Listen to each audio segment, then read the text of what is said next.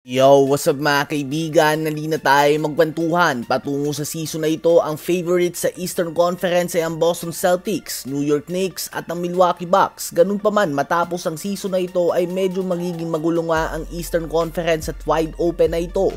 Ang Boston Celtics ay magkakawatak-watak na ang lineup dahil sa luxury tax. Samahan pa ito ng Achilles injury ni Jason Tatum. Expected nga na magiging playoff team pa din sila, subalit hindi kasing dominant tulad ng mga nakasanayan natin sa team na ito sa mga nakaraang taon. Sa Milwaukee Bucks naman ay magiging free agent na din si Brook Lopez at Bobby Portis Jr. habang may Achilles injury din nga si Damian Lillard, kaya naman out din siya sa buong season. Kaya naman hindi nga expected ang Bucks na maging championship contender next season with or without two-time MVP Giannis Antetokounmpo.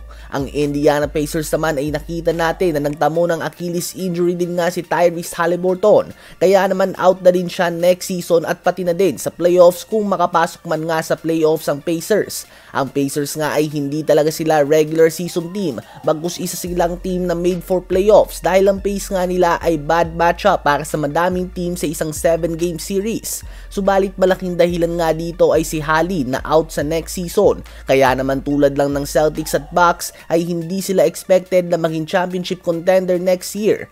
Ngayon, ang next up ay ang nakalaban ng Pacers sa East Finals na New York Knicks. Pagkakataon nga nila ito na mag-step up. Ganun pa man, base sa style of play nila na heavy on iso ball ay mahihirapan nga sila sa mga galing na team sa depensa tulad ng OKC Thunder. Subalit kung mababago nga ito ng kanilang bagong head coach na kukunin nila ay may chance nga silang maging championship contender. Ang Cavs naman ay injured pa si Darius Garland at hanggat hindi nila maayos ang kanilang backcourt defense ay mananatili sila bilang isang team na malilabel bilang pang regular season lamang o intro boys. Isang team na inaasahan na mag-i-improve ay ang Orlando Magic na may Desmond Bane na ngayon. Nakadepende na lang nga ang lahat sa improvement ni Paolo Banchero at Franz Wagner as a duo at pati na din ang recovery mula sa injury ni Jalen Suggs na All-NBA defensive team level defender. Kung may isang surprise team na inaasahan ako na gagawa ng malaking improvement next season ay ang Detroit Pistons. Nagpakita na nga sila ng potensyal ngayong season mga kaibigan. Lumabas nga lang ang pagkabata nila sa playoffs laban sa New York Knicks. Subalit part of the process nga ito.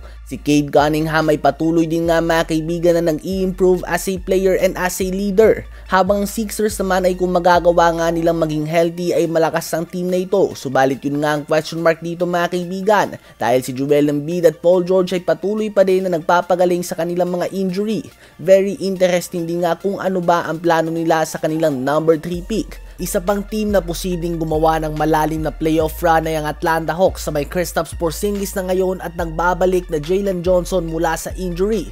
May mga malakas sa team sa East next season, subalit kung ikukumpara natin ito sa West na from 1 to 10 seed ay legit playoff caliber talaga ang lahat. Ang Eastern Conference nga ay wide open sa ngayon mga kaibigan. Ano ba masasabi nyo tungkol dito?